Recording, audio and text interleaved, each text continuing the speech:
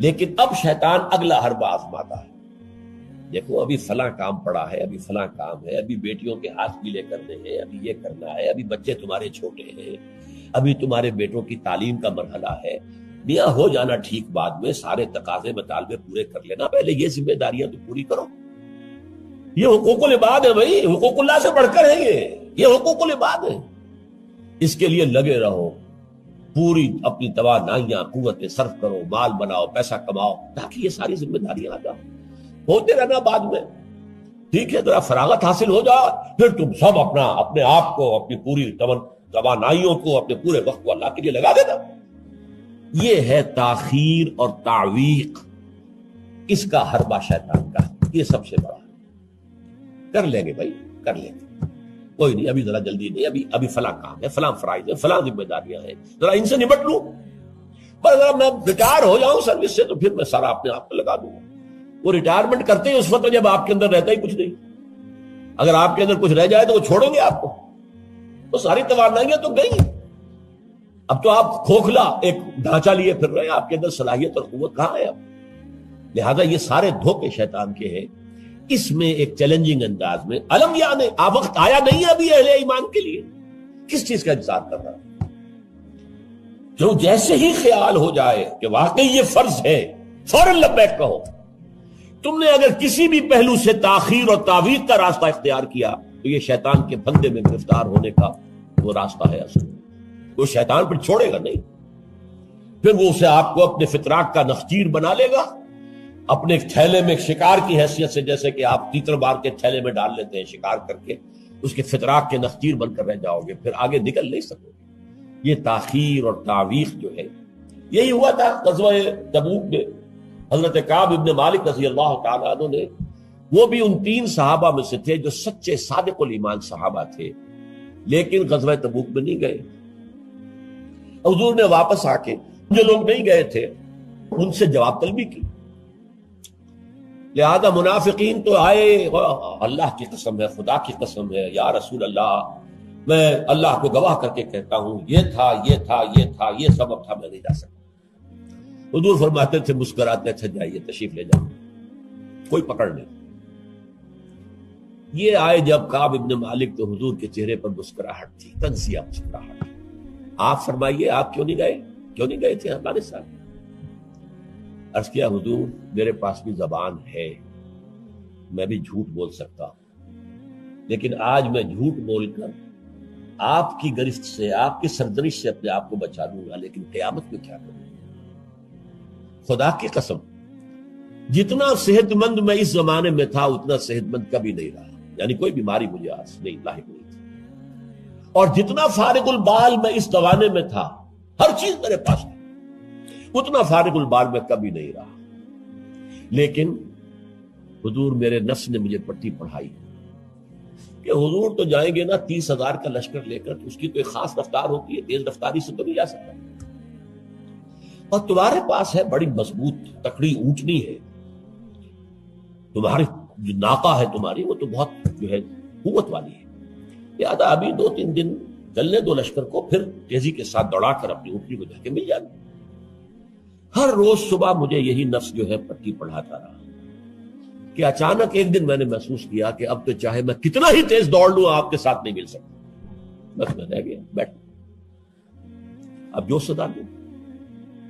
یہ ہے تاخیر و تعویق. انہیں صدا دی گئی مقاطعہ، کوئی شخص اس سے بات نہ کرے.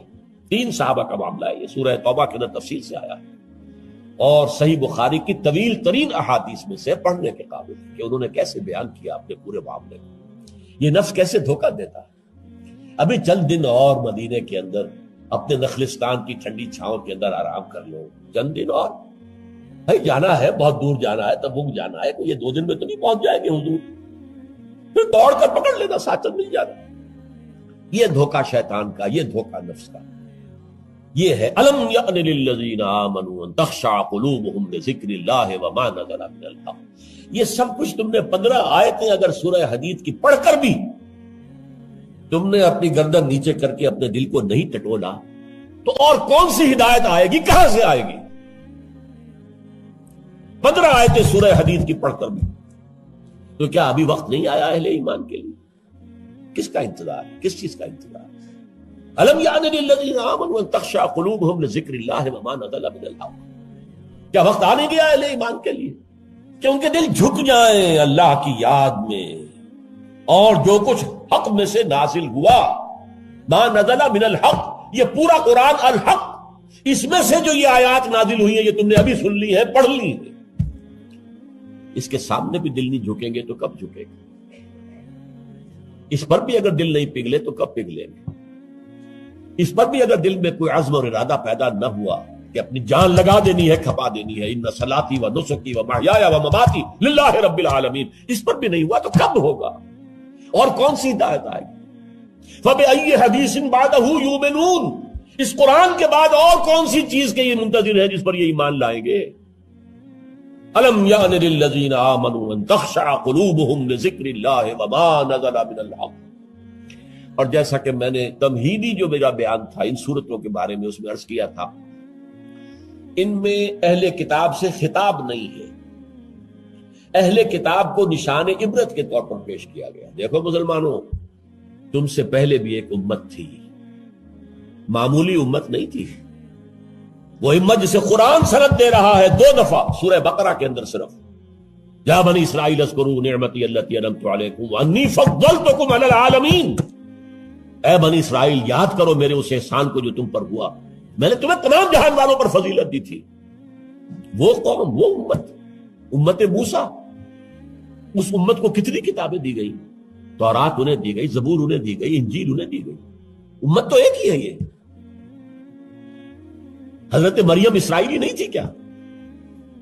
تو چاہے باپ حضرت عیسیٰ کا کوئی نہیں ہے لیکن وہ حضرت مریم کے بیٹے ہیں، اسرائیلی، اسرائیلی نبوت ہے جو چلی آ رہی ہے، حضرت موسیٰ اور ہارون سے شروع ہوئی ہے 1400 برس قبل، اور حضرت عیسیٰ اور یحییٰ پر آ کر ختم ہوئی ہے۔ یہ سلسلہ نبوت کا، سینکڑوں نبی آ گئے 1400 برس میں، تو آپ اندازہ کیجئے اتنی بڑی امت، لیکن اس کا حال کیا ہوا؟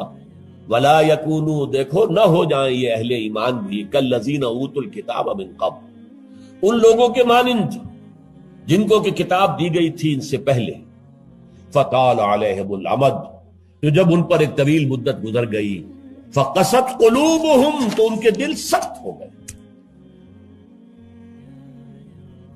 اس کا نقشہ کھینچا گیا سورہ بقرہ میں، ثُمَّ قَسَتْ قُلُوبُكُمْ فَهِيَ كَالْحِجَارَةِ أَوْ أَشَدُّ قَسْوَةً، دیکھو اے بنی اسرائیل، اے یہودیوں، اس کے بعد تمہارے دل سخت ہوتے چلے گئے، بدکاری سے، غلط کاری سے، دنیا پرستی سے، شہوت رانی سے، زر پرستی سے دل سخت ہوتے چلے جاتے ہیں۔ حضور نے فرمایا جب انسان ایک گناہ کرتا ہے دل کے اوپر ایک داغ پڑتا ہے، اگر توبہ کرے گا تو صاف ہو جائے گا، توبہ نہیں کرے گا پھر گناہ کرے گا، پھر داغ پڑے گا، پھر پڑے گا، پھر داغ پڑے گا، پھر یہاں تک کہ پورا دل سیاہ ہو جاتا ہے۔ اور حضور نے اپنی مٹھی بند کر کے کہا ایسے ہو جاتا ہے، اب اس میں کوئی ہدایت داخل نہیں ہو سکتی، بند ہو گئی۔ اور جب یہ تھیلی بند ہوئی پھر اللہ کی مہر لگ گئی، ختم اللہ علی قلوبہم وعلی سمعہم طبع اللہ علی قلوبہم، اللہ نے مہر لگا دی ان کے دلوں کے اوپر۔ یہ مرحلہ آتا ہے کہ جب کہ فرمایا اب تمہارے دل پتھروں کے مانند، بلکہ او اشد قسوہ، پتھروں سے بھی زیادہ، فإن من الحجارۃ لما يتفجر منه الانہار، پتھر تو ایسے بھی ہوتے ہیں جن میں سے چشمے پھوٹ بہتے ہیں، وإن منها لما يشقق فيخرج منه الماء، چٹانوں میں ایسی بھی ہوتی ہیں شق ہو جاتی ہیں ان میں سے پانی نکل آتا ہے، وإن منها لما يهبط من خشية الله، چٹانیں ایسی بھی ہوتی ہیں اللہ کے خوف سے گر پڑتی ہیں، وما اللہ بغافل عما تعملون، تمہارے دل ان سے بھی سخت ہو چکے ہیں اور اللہ بے خبر نہیں ہے اس سے کہ جو تم کر رہے ہیں۔ آج اس امت پر بھی تو 1400 برس گزر گئے، کتنا عرصہ گزرا ہے، اور آج وہی خواہشات ہیں۔ ہم تو امت محمد میں ہیں صلی اللہ علیہ وسلم، وہ تو شافع محشر ہے، وہ تو ہر امتی کو بخشوا لیں گے تب جا کر راضی ہوں گے، اللہ راضی کرے گا انہیں، وہ راضی اسی وقت ہوں گے جب ہر امتی کو بخشوا لیں گے۔ سیاں بے کوتوال، اب ڈر کاہے کا؟ جب ہمارے سیاں، ہمارے شوہر کہہ لے کوتوال بن گئے تو مجھے کس کا ڈر ہے؟ کوتوال ہی کا ڈر ہوتا ہے نا کہ وہ پکڑے گا. سیاح بھائی کوتوال، اب ڈر کا ہے کا. یہ ہے وہ چیز امانی، دل کا امانی ہو.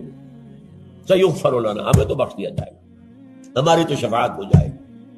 بھائی کچھ بھی ہے، ہم کلمہ گو تو ہیں، کچھ بھی ہے، محمد کے نام لیوا تو ہیں صلی اللہ علیہ وسلم.